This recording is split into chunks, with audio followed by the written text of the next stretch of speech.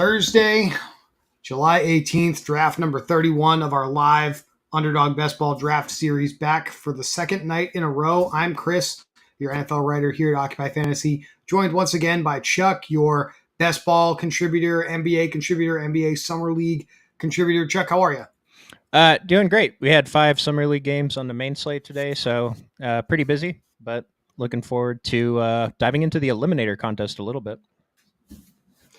Yeah, I wanted to talk a little bit more about this one tonight because I think we intermittently talked about building for floor and different types of contests during yesterday's Best Ball Mania stream. And this contest, Chuck, is I think the best example of that.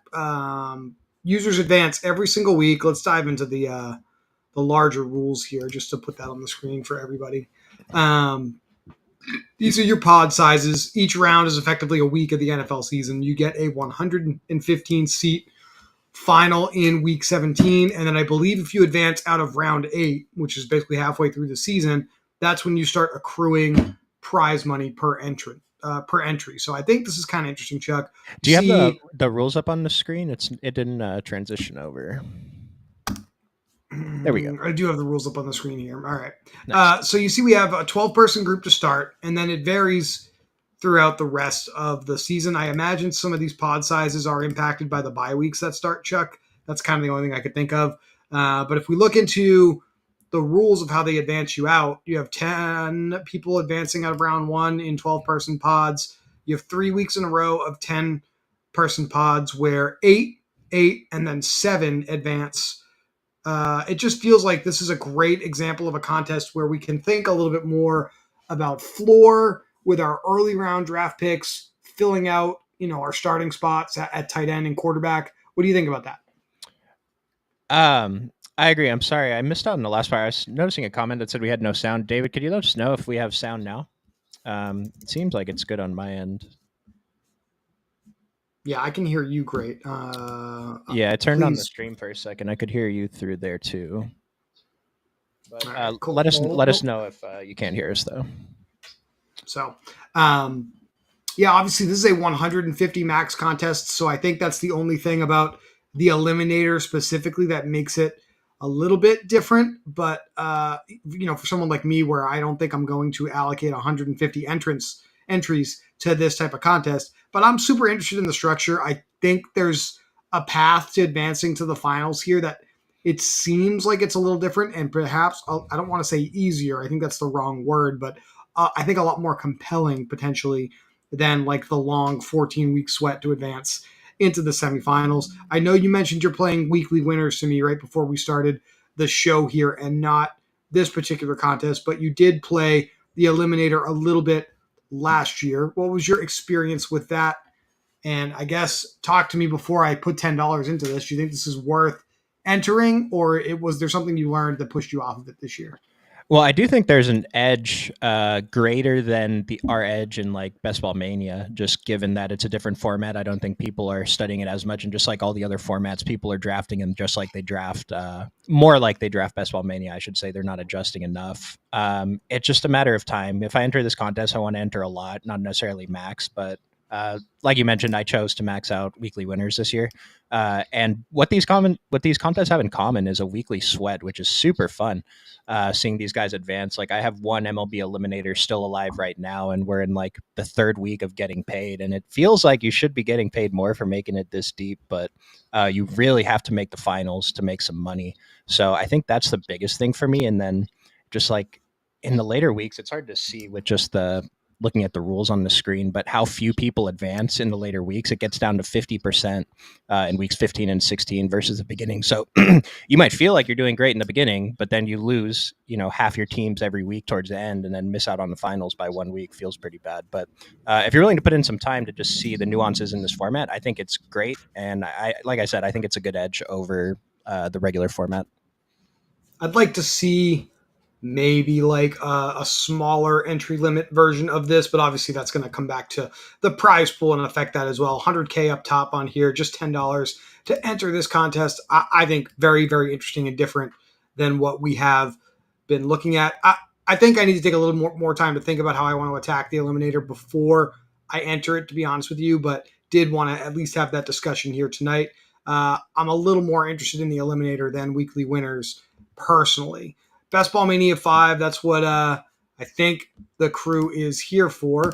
I think we'll do another one of those, the old bait and switch here to begin the show. Yes, that's right. We went with it. All right, let's go back to looking at some of the ADP changes. And this is a free resource on OccupyFantasy.com. I don't think much has changed from yesterday's show, other than it looks like Jordan Addison somewhat free falling with his emerging legal issues with the Vikings. And I think one of the late topics we had on last week's show, Chuck, or last night's show, was who's behind Addison in the Vikings wide receiver room. This is the depth chart as of right now. Really, we only have Jefferson and Addison getting drafted at wide receiver. None of these other guys. You can see the depth chart, right? Brandon Powell, Tristan Jackson, Jalen Naylor, Trent Sherfield are getting selected at all on this site or any of the other sites. I think we probably want to start mixing those guys in late just to hedge on Jordan Addison. What do you think about that? Yeah, I've taken a couple Brandon Powell shares because this is one thing that I noticed last week too, is there's no wide receiver 3 being drafted in every draft for the Vikings, one of the only teams that doesn't have that. I did not know Trent Sherfield was on this team. He was a guy I took a couple late round flyers on when he was on the Bills last year. So that could be an interesting name that maybe pops up in the next couple of weeks with training camp. So I got the 4th pick here. We're going to be drafting out of that spot, which will be interesting. Pretty close. I think we had the 5th pick last night. So pretty similar expectation potentially tonight here. Let's try to do something a little different than a Mahomes stack, which is what we built on last night's show. There was another team, though, you mentioned, Chuck, other than the Vikings with wide receiver 3 that's not really being considered. Do you remember who that was last night? The Raiders were one, and I think there was the Saints. A.T. Perry's getting drafted, not in every draft, but I think it was the Raiders. I'm interested in Trey Tucker, especially if he's the starting slot receiver.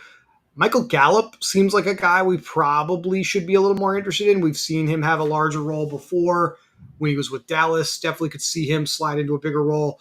And obviously the big kind of question mark is Devontae Adams. If there's some kind of transaction there that moves him off of this Raiders offense onto another offense before the season starts, then obviously all these other guys, Myers, Tucker, Gallup, Guyton and below, Christian Wilkerson even, someone I think we saw flash with the Patriots. Probably not something I would consider in underdog fantasy drafts right now, but there will be some reshuffling of the deck here if there is a move at receiver for the Raiders. We're on the clock. Surprising to me to see got a gift. Jamar Chase go ahead of Tyreek Hill. So I will take that gift, say thank you, and move on with my evening. We will go with Tyreek Hill here in the first round. And it was Jalen Hurts is the other guy who Eagles do not have a wide receiver 3 getting drafted in most drafts. Okay. And David, hope you got in here with us to draft. And Jose, how far do you have to advance in Eliminator in order to cash? I believe week 8 is the first week you get a cash, and it's like 1.5x. And so you got to make it to week 9 to double. $15. It's $10 entry. So kind of interesting. Halfway through the season, you start making money if you're able to get that far. I think it's definitely an interesting sweat to get into. My old friend, a player that I was addicted to in dynasty leagues, RIP to those portfolios, Paris Campbell, slot receiver for the Philadelphia Eagles, expecting him to potentially be in the starting lineup for the Eagles to begin the season. That might be an 18th round pick for us. We also have rookie Aeneas Smith, Jacob Harris, a former camp body for the Jaguars and the Rams, I believe. Joseph Ngata, Austin Watkins Jr. If you were a fan of some of our preseason stuff last year, you definitely know who that is. So that's some of the Eagles' depth chart pieces at receiver. I think we're probably looking at Aeneas Smith or Paris Campbell as the best candidates for late round draft picks here on Underdog. I don't mind Paris Campbell, and so Jalen Hurts. Like all the quarterbacks are falling, but Jalen Hurts is regularly falling to like pick 50 for me now. But it's hard to take him if I don't have Devonta or AJ Brown, and so I'll take him and then try and pair him with Goddard. But Paris Campbell might not be a terrible last round pick to do that. Well, we'll David, see if we have any incentive to think about that here as this draft moves on. Was David not able to get in? I do apologize if kind of the hectic nature of the start of the show made that difficult for you. yeah, sorry about that, David. This is a Best Ball Mania draft, though. And so, how many Best Ball Manias are you in? I think right as of right now, I've only really been entering the ones we've been doing on the show. Same. So I think this is like my 15th, roughly. Let's check that. I've got another Underdog tab open here. I can definitely give you the real number. Drafts completed. I have completed 1 Greyhound, 3 Pug 2s, which was the 3 max $12, 2 Pug 1s. I missed the last one before it filled. This will be my 18th Best Ball Mania, so a little more than I thought I had. Nice. Yeah, I'm at a 24. So are you just going to plan to draft a couple a day? We'll see how far we get. It definitely is that time of the year. I think last year I got about halfway there. My goal is 100. I think I can get to 100 before the season starts. So that's what I'm going to try to do. And yeah, man, we're probably going to have to try to do 2 to 3 a day. I think I'm going to probably have reserved mentally like quite a few for like those last couple of days in September where we kind of just max enter a bunch of different things. So back to me here. Really quickly, we got Cleveland week 17, the 49ers week 16, the Houston Texans week 15 for some correlations with Tyreek Hill. So that's what we have to be aware of.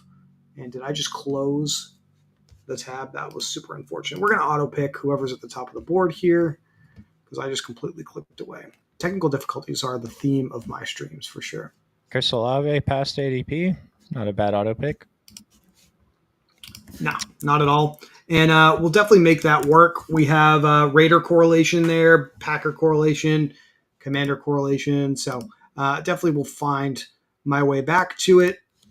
Here we go. I have too many Chrome tabs open. That's what happened to me here. So back to my draft tab. I'm going to have to close out. I just apologize. Had complete boomer moment there right here live on the show, but it is what it is. Devontae Smith was probably who I would have selected there to pair with Jalen Hurts and maybe a Paris Campbell pick late, but that's all right. We'll have plenty of drafts left on the stream here throughout the rest of the summer to get there. Devontae Smith has seen this ADP kind of creep up. I would expect him to move closer to like the Olave, Ayuk, Waddle range here. I don't think I've taken Olave on purpose just yet. So I'm actually kind of happy with this. I definitely wanted to make sure I had a little bit more of him before the season gets here as well.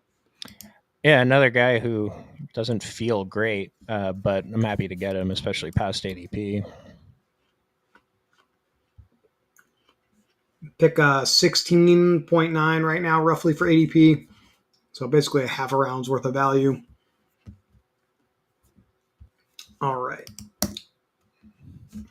And I think I'll probably just, well, you know what? I was about to say I'll just take Evans here, and he goes. Cooper Kupp goes. I think I'm going to reach down the table a little bit. We talked about this when we were looking at unique combinations, and we're going to go with Amari Cooper here. And the reason for that is, number one, I think we're on record on this channel of being huge Amari Cooper fans. That's not the only reason I'm doing that. We have the correlation with Tyreek Hill in the championship round if we're able to get there. And I think that is what I'm primarily looking at here. I think what I'm angling for is a Cleveland stack with Tyreek Hill correlation rather than a Miami stack with some one-off Cleveland correlation, because I think that's slightly lower owned based off of some of the combination stuff we talked about a couple of weeks ago, Chuck. Yeah, I'm trying to look at it right now because I imagine Chris Olave isn't getting paired with Tyreek that often. Tyreek fell and Chris Olave fell, so both those things have to happen in a draft. And then I imagine Amari Cooper's not paired too often with these guys either, since he rarely falls late enough in round 4 to get back to you. Yeah, and that's exactly right. He's basically being drafted on the right side of the draft board most of the time. So, but not impossible to see him beating that ADP and being a better pick than some of these guys here. I think I talked about Cleveland being one of my favorite stacks on yesterday's show, and so I'm going to try to put that into practice here today. Now, we did get some news just before the show started, contrary to what I was talking about when I was touting the shit out of Nick Chubb last night. He is going to begin camp on the PUP list for the Browns. That doesn't mean he's not going to be ready by the beginning of the season, because he can come off that list at any time. Once the season starts, however, they're on the PUP list for the first, I think it's 4 weeks of the season now. So that is the only thing to be aware of there with the PUP list. They can take them off at any time before the season starts, but then once the season starts, they are locked into like a minimum stay on that list. I've probably drafted Nick Chubb and Justin slow drafts like 6 times since our stream yesterday. It feels great. I've taken Noah Brown a few times too. We talked about him as a pretty good late round flyer yesterday. I am surprised at how far DJ Moore just slid. I have to feel like Mr. D's just got a pretty unique pairing there, pairing him with Wilson and Collins. Wilson and Collins, not so much, but I just don't know how often those rosters are getting DJ Moore. So that seems interesting to me. And I mean, since we've been on it, I looked it up, and only 4% of Tyreek Hill rosters have been able to get Chris Olave, and only 6% have Amari Cooper. So it's kind of like you're already unique enough to do whatever you want. We probably should. We're hyper-focused, once again, on playoff week correlation because that's where all the prize money is in Best Ball Mania. So if we don't get there, it doesn't really matter anyway. Are you being cognizant at all of these weather matchups? I feel like I've seen people a little off this Cleveland-Miami game because it is going to be in Cleveland. And so we're expecting, obviously, late December, some bad weather.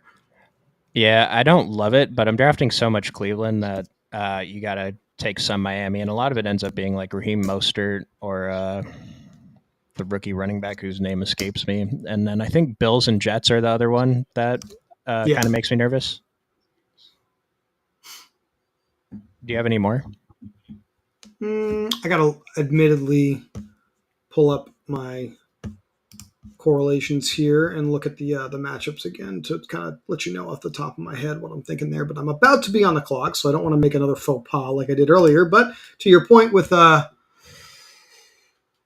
combos, it kind of worked in my favor here. The Patriots are hosting the Chargers. I know that's not like a marquee matchup, but that's also going to be, some tough weather to be aware of as well. So that might be one that people are kind of off. They're probably off of it in general anyway. Okay, we got some running backs off the board here.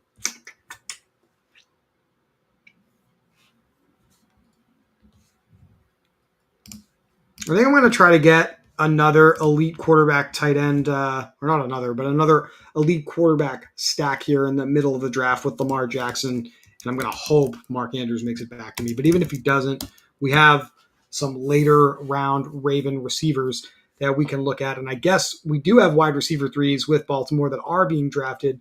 But I think it's one of those teams, Chuck, where I don't think it's like a lock who that wide receiver 3 in fantasy is going to be. So we can take some shots with a couple of different guys here if we need to. I mentioned yesterday Malik Washington and Devontae Walker, and I guess McMillan on Tampa Bay too. He goes a little earlier, but those are 3 rookies that I really like taking shots on at the end of drafts.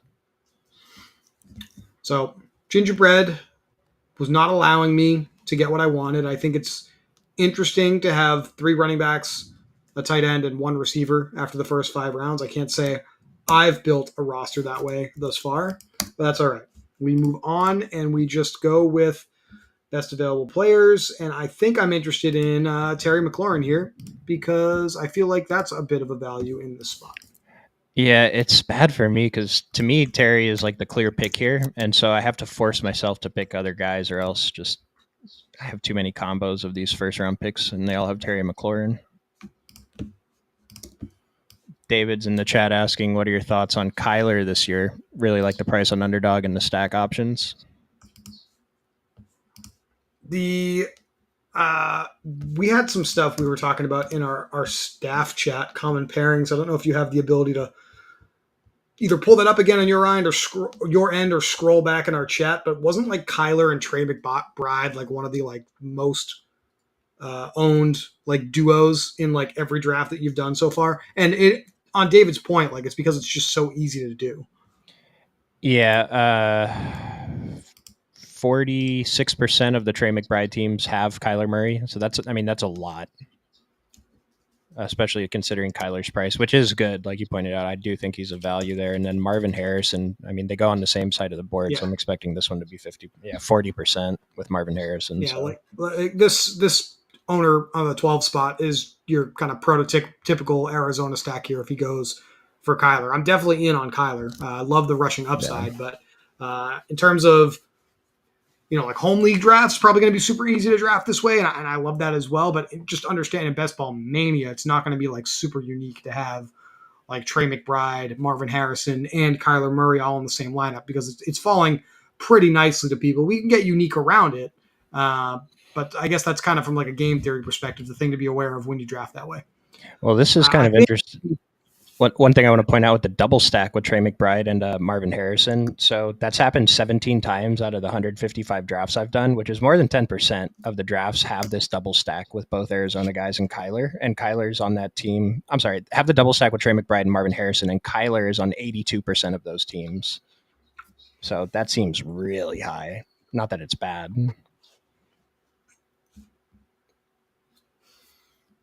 it's only bad if it doesn't work, right? He goes with Reed and Godwin here. I don't know how I really feel about that. I mean, it's certainly possible Kyler makes it back to him. It's a good gamble here. That's only 5 picks behind ADP for him to make it all the way back to pick 84. But even at that high ownership check, I think I would have probably locked that down there at that spot if it was me. It's like if he took an RB1, that's a little different, but I feel like Kyler adds more points than Chris Godwin does. He's already pretty strong at wide receiver. Mm-hmm. Midsummer, we're at the point where I'm just eating food during the shows now. That's it is what it is. I forgot about my tea. Dude, wait till we're doing I want to do we're going to have to do like a draft a day for like 2 weeks straight. Just wait till we get to day 13 and 14. Have 5 of us on the stream at one time. We'll be doing shots, whatever. I would like to get, we'll have to organize this behind the scenes, but I would like to get like a day together where we're just kind of constantly doing drafts for like maybe That'd be 3 or 4 hours straight, rotating like the hosts on and off. I honestly think it'd be a lot of fun. So it sounds like a weekend activity, to be completely honest with you. So we'll see how that goes. And obviously did not get Mark Andrews, so we are going to look to some of those other Raven receivers. I'll pull that up here in a second because obviously we got to make a pick here. I guess because training camps are starting, people are getting kind of excited about the season. There's maybe some things that we've covered, Chuck, that people just tuning in now have not necessarily heard us talk about. What are some of like the bigger, I guess I'll say mistakes that you feel you may have made that people should be aware of that you advise they avoid at this point? Well, I feel like a lot of the mistakes I make don't really apply to most people because they're not doing 4 or 5 drafts at a time. It's like the worst. I don't know if it's the worst one, but the one I make the most is just stacking bye weeks too much on quarterbacks and tight ends. We talked about this yesterday. It's like you got to draft a third one now because those points from that week are pretty valuable. I think I wasn't drafting enough running backs. Like I was going really 0 RB before. I've kind of balanced it a little bit more. I think that's better. That is one I think I am focused on, even though I don't have a huge amount of drafts in this particular contest yet. When we first started, we were both aligned there. So Kenneth Walker is a running back. Believe it or not, I don't think I've added to one of my teams yet. So that was why I was highly motivated to get him here. Not like a ton. There's really no correlation reason for me to have done that here other than just diversifying the portfolio. So I think it's David great. Montgomery is kind of like my auto click at running back in this range. And then Alvin Kamara is popping in my projections, which I should mention once again are free in the Occupy Fantasy Discord. I haven't really been clicking on him though because I'm not sure how I feel about that holding up throughout the season. I'm taking so much Kamara, and I don't necessarily love it. He feels like a comfortable click on the board there. And then I usually take James Conner next round if I can. That's probably my favorite combo in this range. All right, I got Chris Olave. Let's get Alvin Kamara. I like it. And we got some some incentive now to maybe stack with the Saints. So here we go. And so back to your question about the mistakes. So I'm over 700 drafts in, and I've mentioned like I still make mistakes, and I'm done mostly like lower buy-ins, so that hopefully by the time we get into August and I do my higher buy-ins like Best Ball Mania and the flagships on the other sites, I can iron out those mistakes, or at least just you get more reps in, you're going to make less mistakes.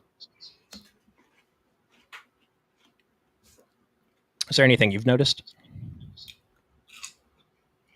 I've taken Nick Chubb too much. Like it's only a mistake if it doesn't work. That's true. What if he's? I think we talked.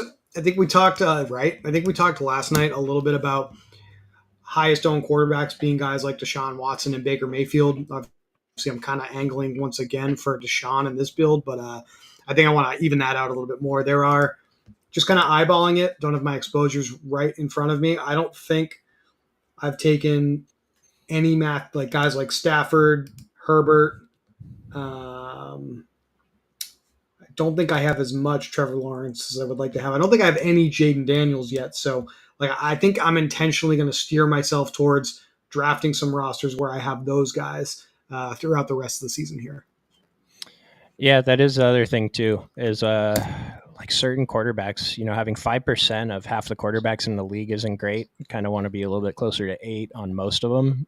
And yeah, I'm just not drafting enough elite quarterbacks early, but I can't tell if they're going to get pushed down or get pushed up because I feel like they've been falling a lot lately. I got Josh Allen at pick 48 last night for the first time, which seems insane.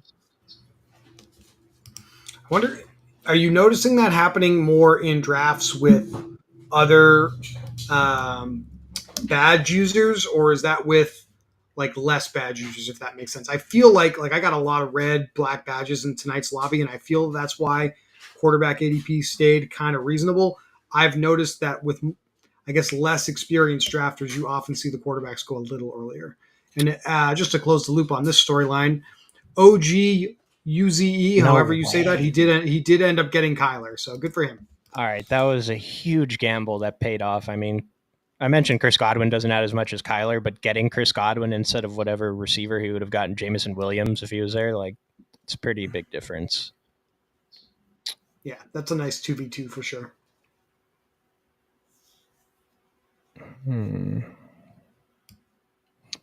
Addison sliding 81. We're going to see the ADP tracker on the website update again tomorrow, Chuck, with that happening. That is definitely interesting.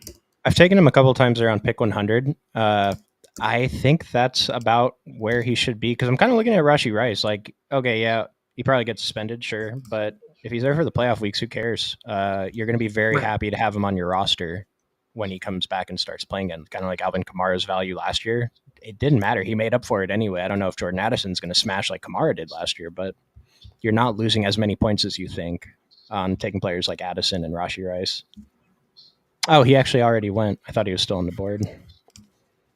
Oh, that guy took Rashee Rice and Addison, so he's really building for that late season powerhouse. Hall and Taylor at running back to back to start the draft, and now he's just basically slamming receivers. Just took James Conner. Yeah, it's an interesting build. I kind of like that. Yeah. Coming back to me, got a 1-2-4 going here, and well, if I get what I want here, it's a little ahead of ADP, but I will clarify why I'm doing it. I'm taking David Njoku over Bowers here pretty much every single time, and that might be a blind spot. I probably want to get a little bit more Brock Bowers than 0%, but I mean, with the Raiders coaching staff, Antonio Pierce talking about, making these guys earn their targets by run blocking, I feel like Bowers is getting overdrafted right now. I don't know if he's going to slide into the big role that we think he's going to have. It's starting to feel like he is a prime candidate to just kind of be rookie Kyle Pitts all over again, just be a huge disappointment. Didn't rookie Kyle Pitts smash? Yeah, I think the sentiment wasn't great. In terms of ADP, I think you're right, but I think everyone was expecting greatest tight end of all time, and what they got was just someone who beat his ADP. My thoughts on Njoku versus Bowers, it's like, if you're drafting Bowers before Njoku, which most people are, I don't think it's necessarily bad, but I feel like you're kind of hoping he is what Njoku was at the end of last year. It's like Njoku's right there.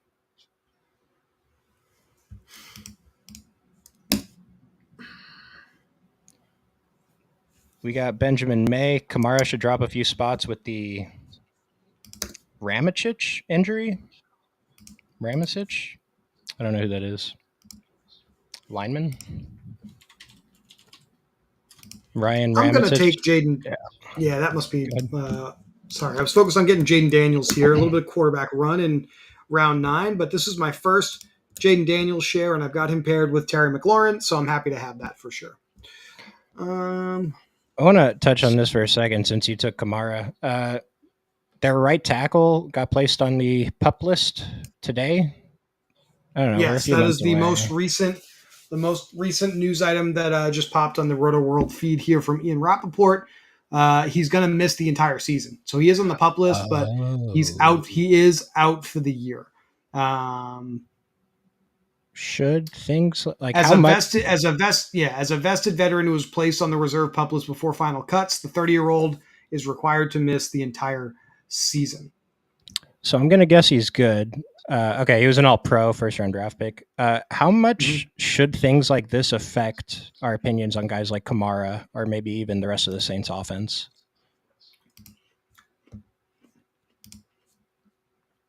Your offensive linemen are going to play like every snap every week, right? Like they're really the only position group on the field on offense other than the quarterback that you can say reliably is going to do that. So this is a big deal. Now, if there's a good time to have an injury to that unit and make a change to that personnel and in terms of like practicing together and getting ready for the season, I suppose it would be now and not in the middle of the season.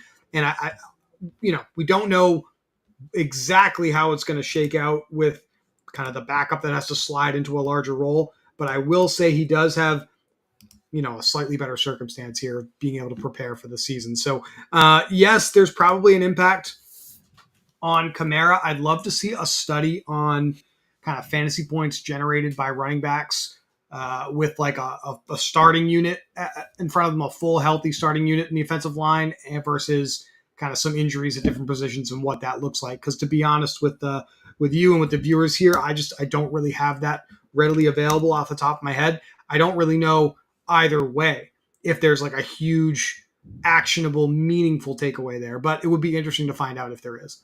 Okay, nice.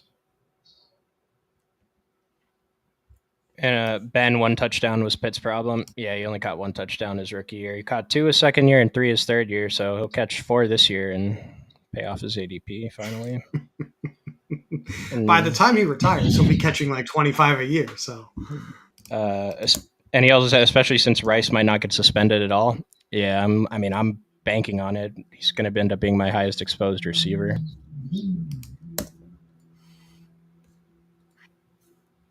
Speaking of highest exposed receiver, I'm kind of angling for one of those guys here because I certainly could use the correlation now. Oh yeah.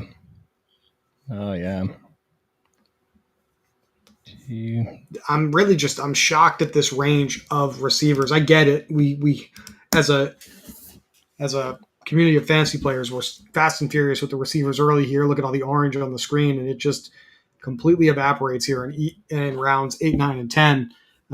Clear pick here that I think is worth taking that will probably go in the next 4 picks. I probably won't get him now that I'm pre-touting him a little bit. Talking about Jacoby Myers, of course, with the Las Vegas Raiders. Really one of the only receivers I have left in my projections here that projects for double-digit fantasy points in half PPR. I'm pretty much going to click on him over Palmer, over Cooks, over Dontavian Wicks, Mike Williams, pretty much every single time in this range. Yeah, I love this group of receivers right here. And then I'm going to throw Gabe Davis. He's my current highest owned receiver. He goes a little bit later, and I still just don't understand it. Talk about ultimate spike week potential there with Gabe Davis. And maybe Wookiees here is going to hope he falls to him a few picks from now to pair with Trevor Lawrence. He's got Ridley Hollywood Brown. He does not yet have a Jaguar player, so that's kind of interesting there. We'll see See what he does with that. It certainly is right there for him if he wants to go that direction. I've done that a few It is times, and I it was just is gonna go falling. ahead. Go ahead. It Uh, is falling to me here to take the Cleveland stack again, but I do already have a couple of quarterbacks on this roster. So I guess really quickly, I wanted to ask you: are you against? I think I know the answer here, but just for the viewers, Lamar Jackson on this roster, Jaden Daniels on this roster, three quarterbacks is almost certainly too much in this point, right? yeah, since you have Lamar and Jaden Daniels, I don't think a third quarterback does much. Yeah. So we're going to cross the rest of that Cleveland correlation off the board here, and I'm fine with non-quarterback correlation in Week 17 with my high-end players. I would almost rather correlate some of these later round draft picks because there's less certainty there. So I feel better about having some of these Commanders, Saints, Raider players because those are some interesting players to correlate with. And if we hit on those, Chuck, I think we're going to have a really good chance to advance and succeed in the playoff rounds. Gabe Davis did not make it back to rookies here. RIP. That's all right. I want less upside for my opponents, so I'm good with that. Got 5 receivers. I don't really need to take another tight end here, although I do like some of the options that are here. I think Dallas Goedert is sliding here, so I think I'm going to make it 2 nights in a row that I'll take Dallas Goedert here. And now I'm done at tight end. I'm done at quarterback, and I'm done at tight end, so I can just play running backs and receivers for the rest of this contest. And back to what you're saying about do we want to add on the Cleveland quarterback since we have 2 pieces of Cleveland? This goes back to we talked about this yesterday where you have the elite quarterback in Lamar Jackson. And so it's great to have 2 pieces from another team and not have that quarterback because let's say those 2 guys go off. Lamar Jackson can still outscore Deshaun Watson easily in a week. And Right. you just have that advantage. Or if, same argument, if the player is who we think he is, Jaden Daniels, right? Like he should be able to do that as well if he's the dual threat we expect him to be also. So 100% in agreement there, my friend. I'm a little surprised. Let's see here. Which quarterback did I want to steer the conversation towards here? I haven't really been taking any Derek Carr, and with all the Saints and I'm not going to do it on this team, but how are you doing with Derek Carr? Do you have some exposure there? You mentioned to me you're kind of more on the ownership side with these kind of mid to below mid quarterbacks, so I imagine you might have a little bit of them. I have too much, man. Yeah, it just I have a lot of Rashid Shaheed. I'm okay taking him if I need a quarterback on Alvin Kamara teams, and then if I don't have any stacking options at quarterback, he's always there. And with how late Juwan Johnson is going, and I don't mind taking A.T. Perry either. He's a really easy quarterback to backstack. I think his floor is probably about as low as it can be, and his ceiling's not impressive either. But he could be better this year, right? Something about new offensive coordinator or something? Is that right? Yeah. Yeah.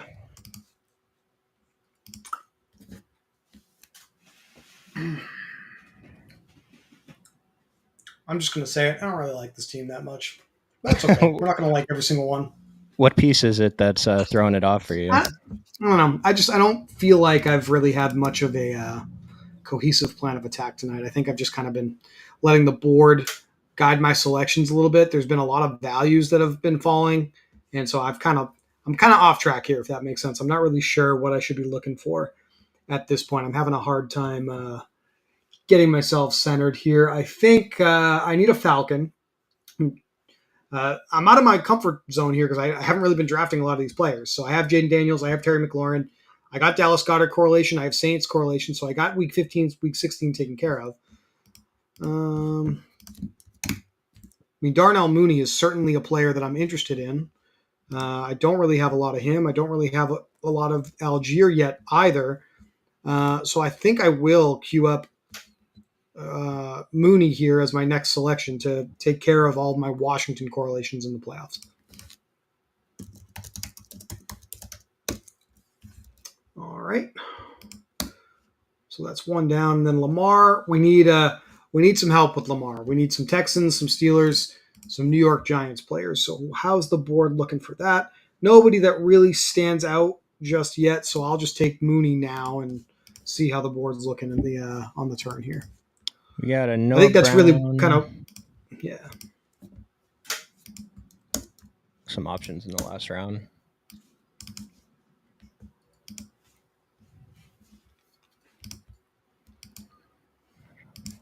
And this, I think, is kind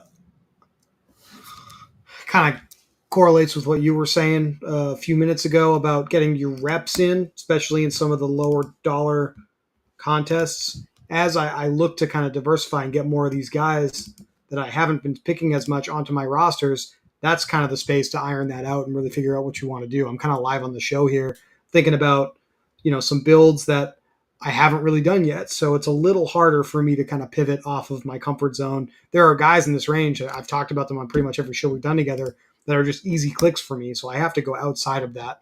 I guess this would be a little bit of a reach, so I don't know if I want to do that.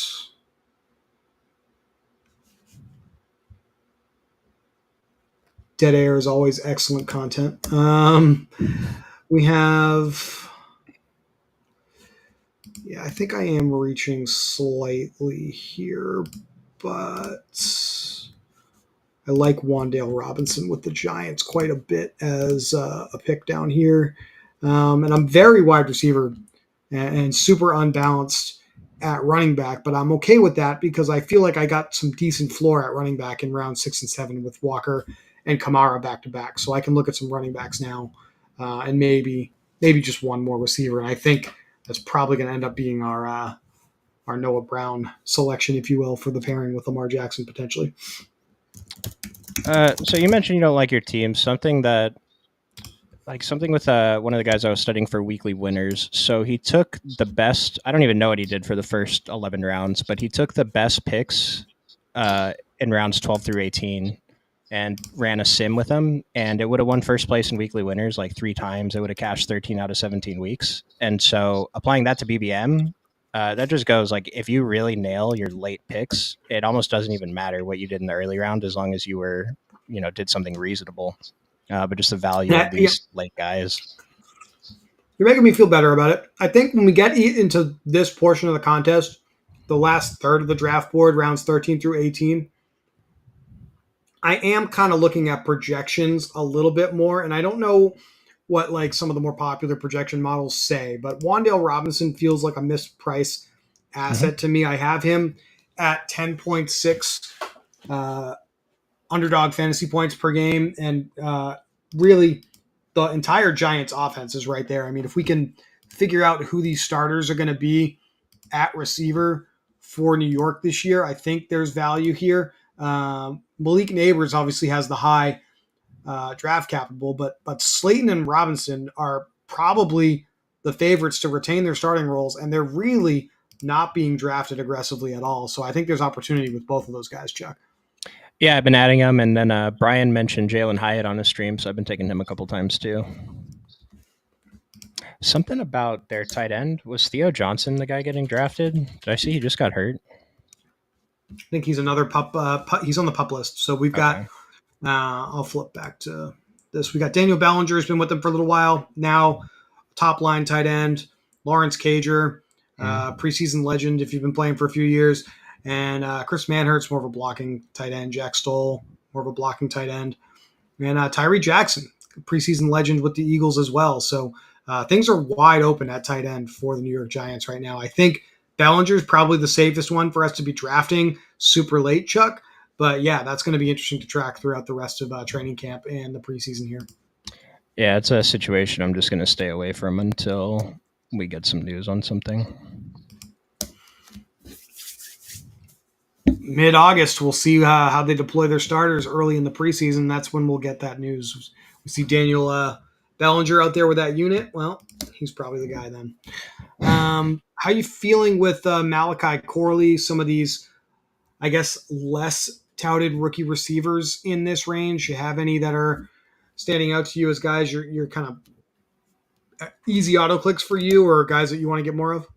Not auto clicks. Like we did mention, I don't love the Buffalo Jets Week 17 matchup, so like if I have a Buffalo correlation and I don't have any Jets guys, yeah, I will add him on. I'd rather take Tyler Conklin, but I will have a bunch of Corley too with the other. I think just the other rookies that I mentioned, and then Xavier Leggette's going a little bit before him. I don't think I've clicked on him yet. We wanted some Kamani Vidal. I'm not going to lie. That was a player I was hoping would fall to me, but I'll take Chuba Hubbard here. I don't think I really have much of him just yet, and we've seen him be able to handle the volume before. So late round pick here. I'm more than okay with it. I like him on these kind of zero RB teams where you only have like 2 locked in starters. But Chuba might start first couple weeks before your other zero RB guys come on. I mean, there's another guy after the turn here that I really like. I think I have been. So I've been taking a ton of J.K. Dobbins, and I'm not sure if it doesn't really like have any correlation on this roster, but I think the upside is tremendous. He's kind of a player that I think I'd love taking over and over again in this range. How are you feeling about the Chargers backfield right now? I'm taking so much J.K. Dobbins, man, and I hate it. But like you said, especially on teams like this, like what if he starts and doesn't suck at football? Yeah. It just, relative to the other guys that are still available to us to select, it just seems like his path to massive, massive upside is so clear. So he's really easy to click on here.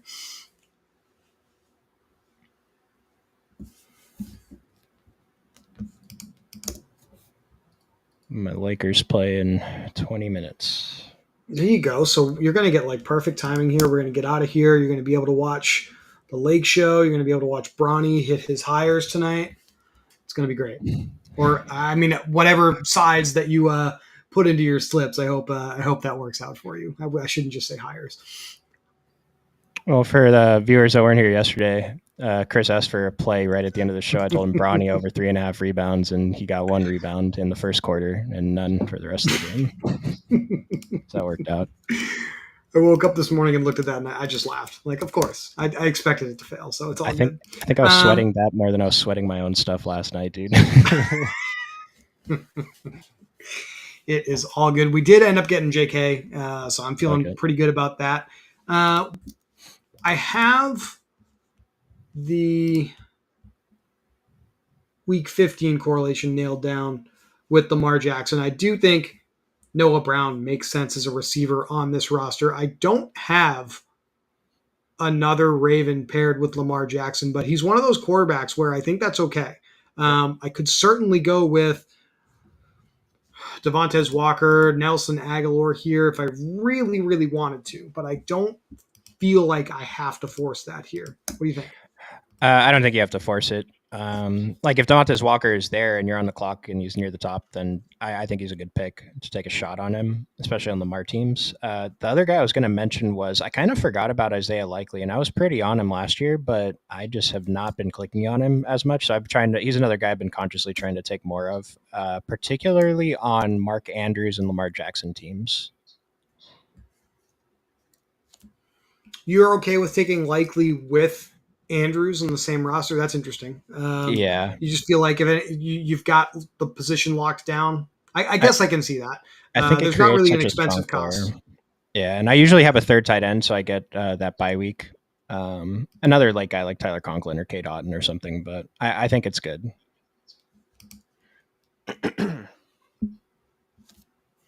I'm down with that. I think I might try that a couple times. Not tonight, of course, but moving forward. I'm shocked that this cost for Aaron Rodgers has not gotten higher. You think people are just expecting him to be old and washed off the Achilles injury? This guy won back-to-back MVPs with Green Bay. I get it. The age is definitely a concern. But with all the high ADPs for the Jets players, this doesn't really make sense in that context if you ignore kind of that background noise. This definitely feels like something that we should be leveraging throughout the rest of the summer here. Oh, absolutely. I agree. And I want to apply that a little bit to Kirk Cousins too, because Kyle Pitts is going really high after having a poor season. Drake London is going insanely high, and Kirk Cousins is way down here next to Aaron Rodgers. And I guess you can make the same case with Stafford. You've got Puka in the first round, Cooper Kupp and Kyron Williams not far behind. So Once again, that's going to get us into the danger zone of just focusing on these late round quarterbacks in our portfolios. But I think it makes sense to have like one elite quarterback and then one of these late round Mhm. guys. And so I'm probably going to focus more on those kind of builds. I think you're 100% correct there. I like it.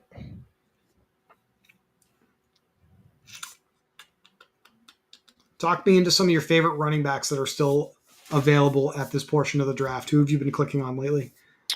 Well, J.K. Dobbins and Elijah Mitchell. Trying to back off Khalil Herbert because I have a lot.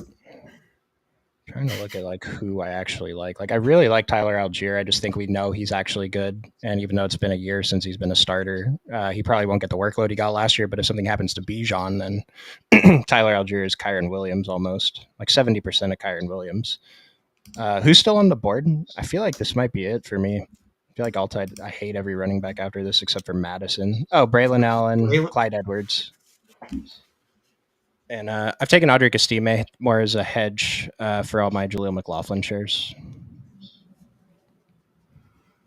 a couple of Baltimore running backs here: Rasheen Ali, rookie, and Justice Hill, who always seems to have a ton of touches in that offense. So maybe I can go that route if I need a Raven pairing. I think we are just going to go with Braylon Allen, best available player. I'm not going to overthink this. Could potentially have a passing game role, and there's always contingent value if anything unfortunately happens above him on the depth chart, and got him right at ADP. So I'm happy to have Braylon Allen. You got a 2-5-6 going. How many receivers do you have? 7 receivers. Oh, okay. You got one more pick, 2 more picks. Nice. Are you done at running back, or are you going to tack on one more? What do you think about Kenneth Walker, Alvin Kamara, and then these 3 guys here? Is that a group you'd be comfortable leaving at 5 on your teams, or do you typically tack on another one after that? I'm feeling like I could live with 5 if there's another receiver here that I really, really feel like I need, but I don't necessarily feel safe with the floor overall at running back either. Yeah, for me, I would want to add on another one, but this is something I'm trying to figure out too. Is that I think I typically think I'm weak at running back at the end of drafts when I'm really not as weak as I think I am. So I probably have a lot of teams that have one extra running back that's not necessary.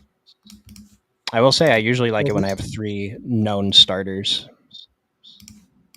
We know we want Noah Brown, so I'm just going to do that now, and we'll think about this with the last pick and see what falls to us. I could take a shot going back to the theme of the beginning of this show at some undrafted wide receiver 3s for my last remaining correlation with Lamar Jackson, and that would be the Pittsburgh Steelers. We've got Van Jefferson as an option, Calvin Austin, Quez Watkins, Scotty Miller. These are all guys that we have seen be contributors in NFL offenses before in what I think is a super unclear depth chart here. So that's definitely on the table for me. The Ravens is on the table for me as well, obviously without having a stack partner with Lamar Jackson. So that's kind of where my head is at as we close out this contest tonight. I told you I've been talked into Russell Wilson. You've been talked into Russell Wilson? Yeah, I know. Yeah, man, I'm sorry. We're at that point of the summer, man. Yeah, I have not. I'm just. It's just a giant no. Do not break.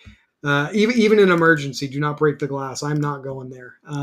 The cost is at its all time low for Russ, and I used to be a huge fan of Seattle Seahawk Russ, but I don't think he's the same player anymore. I am still willing to bet on Justin Fields over him at this point. Once again, thinking about who's going to be playing at the end of the year, I think Fields brings more to the table. He's more dynamic and he's more able to operate outside of structure when things don't go well. And I think that is ultimately what will win him opportunities when Russell Wilson is not able to operate within structure, because Wilson has been kind of a freewheeling quarterback. And if you just compare those 2 guys and their skills athletically, it's just clear who the better player is at this point. It's not Russell Wilson. Well, I'm still going to have like 6-1 Justin Fields to Russell Wilson, but I had like basically 0 Russell Wilson before, and now I might end up with 3%, 2%. I like the passion, though, getting me to rethink what I just said.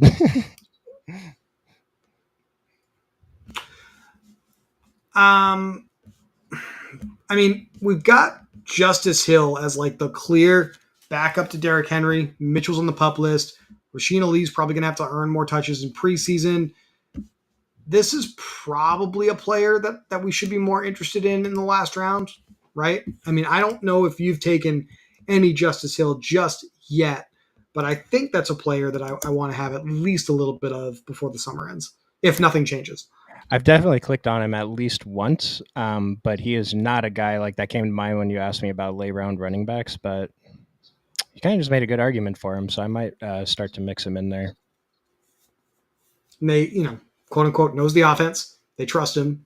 I'm just not sure how much ceiling is there, though. That's the only problem, I guess, right? We've never really seen him break through.